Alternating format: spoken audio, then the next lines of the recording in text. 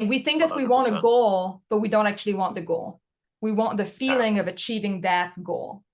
So I want to 100%. make, I want to have 100 clients this year. I want to get that promotion, or I want to lose 20 pounds, or I want to make $1 million, right? So you don't want to see a specific number on the scale. You actually want maybe the feeling of having more energy, or the feeling of getting positive attention, or just feeling good in your body. You don't want a number in your bank account. You want the feeling of achievement, or the feeling that you can provide for your family, the feeling of safety, of security, whatever that is for you. That's what you want. The numbers are meaningless. We really play for a feeling.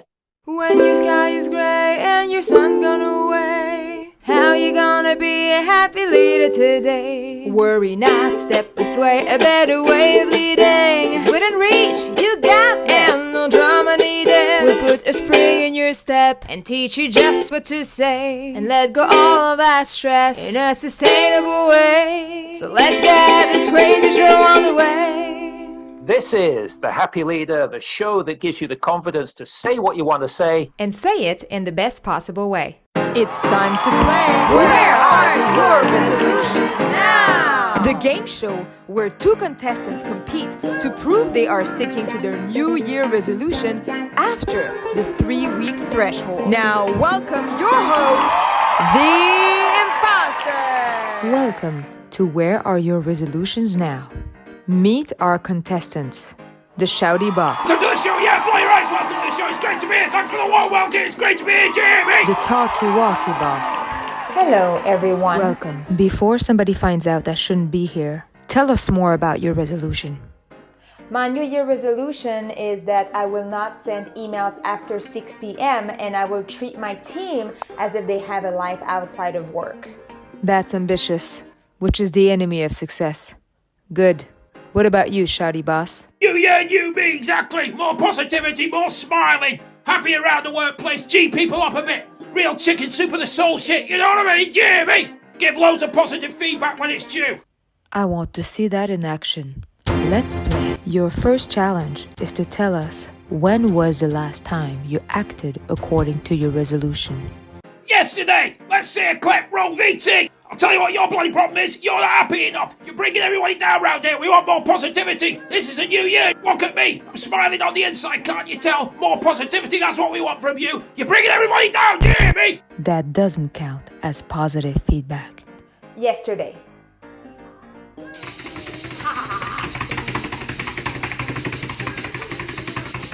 You said 6 p.m., not 6 a.m. Let's see the next challenge. Your next challenge is to share your plan. How will you stick to your resolution in the future? Talkie-walkie boss, you go first. Typical. Shouty boss. It's not just that, obviously, is it? I'm planning to smile when I get feedback. Look at that, see, smiling. Everybody feels got lights on your face, doesn't it? Fantastic. Everybody loves it. Very convincing. Shouty boss, you win. It's the worst bloody show I've ever been on in my life, and you're the worst host since Donald Trump. It's unbelievable, this is a travesty. That was a test. You lose. We all lose. It's all your fault.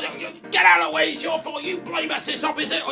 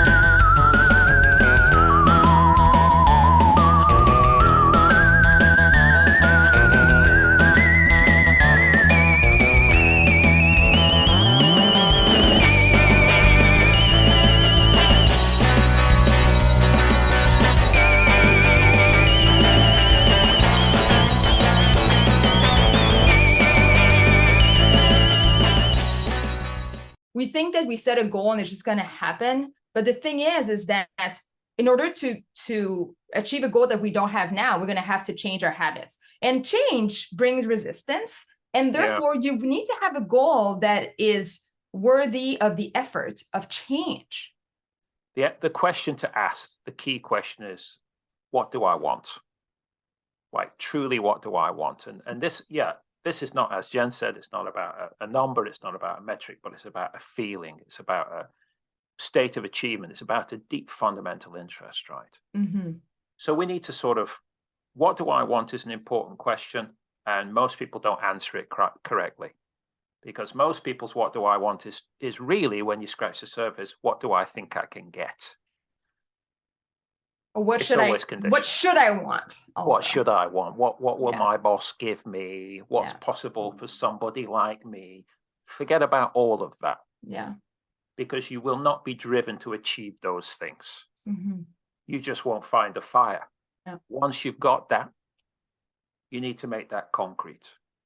So we understand our destination, where we want to get to. We need to have an objective idea of where we are in relation to that. Mm-hmm. Therefore, we understand the gap. That gap creates structural tension. Tension seeks resolution. So we need to be aware of how far away we are from that. We need to keep it front of mind. So for me, for example, this is it. This is my 2-year, what do I want? Inside that envelope. This piece of paper in here. I'm looking at this each day. I'm checking it out. It's in front of me when I'm sitting and working. That's right in front of me. So like this, life stops becoming random and accidental. It's not things happening to me. It's opportunities presenting themselves.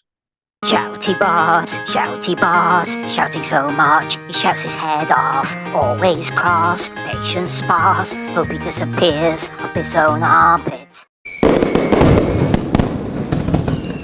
For all lang syne, we did for all lang syne. We'll drink a cup of kindness, yet for the sake of all lang syne. Happy New Year, everybody! New Year, new me, yeah, fantastic! Right, resolutions, here's what we're doing. More positivity, cheery! More smiling at work.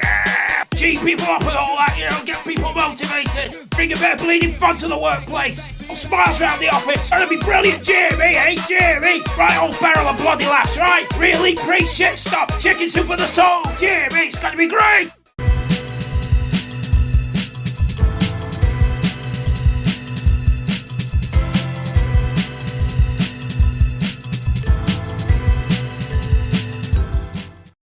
Our goals are too big and not practical enough. So I want to lose 20 pounds. Great. And you said it right? Like, don't think about the how when you said the goal. Absolutely. But then what is the next step? You need to make it practical enough, because that goal is not going to happen. Yeah, it's not going to happen on its own. Yeah. So here's the thing. You want to chunk it down. So I want to lose 20 pounds by the end of the year. I want to get a promotion, right? All right. Now that's all beautiful. Now let's chunk it down. In order to get there in a year, where do you want to be in 3 months? Yeah. I want to be active physically. I want to have lost 5 pounds, or I want to have a bigger network at work, whatever that is, right? Whatever your goal is. All right. So that's an outcome goal. An outcome goal. And as you said before, you don't have 100% control on whether that goal would happen or not. You will act accordingly. However, it's still an informed guess, right? This is something that you want. Always. That's a result, right? That's an outcome. Now, you want to chunk it down again. Now, in order to be there in 3 months, where do I want to be next month? In 1 month. And this time, you don't want to set an outcome goal where you have some control and some of the things you can control. You want to set a process goal. What is the process that you have 100% control on that you will take in order to get there?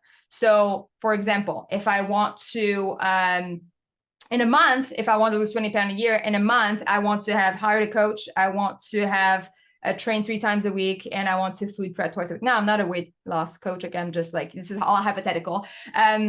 But those are things that you can have 100% control on. And then it's about asking yourself weekly, what does that look like this week? And then asking yourself, going back to what am I doing today to move toward that? But it's very clear because I know that at the end of the month, I have very specific actions that I want to take. Same thing if I want to get a promotion at work. Well, maybe in a month, I want to have 2 one-on-one coffees with people in other departments in order to grow my network. I want to speak up once a week, or I want to be able to identify opportunities to be more visible. I want to document my achievements, for example, right? That's so those are practical things that you can do. Small practical actions that you can do, that you can repeat to move towards that bigger goal, 100%. And monthly, and then every 3 months as well, then you can say, okay, so where am I? What have I done? Great. Now you know more. You have more information. You don't know what you don't know, right? But when you've taken those actions, then you know what worked, what didn't work, what did I take action on, what didn't I take action on, and then you can set your next set of process goal for the next month, and then for the next 3 months, and then you look back at the end of the year, and you're like, well, I took consistent action, and all the probabilities are on your side for you to have been a lot closer to your goal than if you just set your goal and say like, oh, it will happen. I'll work out somehow. These are ultimately the 3 things that are under your control. You can know what you want, like what you truly want, what you want in your heart of hearts, what's your burning desire and interest. You can know that. Not what you think you can get, not how you can get it. You can know what you want. You can know where you are in relation to that objectively. You can write that down, you can measure that, and you can know whether or not each day or with each action, you're taking somehow a step towards it. So forget the resolutions. Forget the resolution. Manage your focus. Manage your focus according to your goal. Absolutely.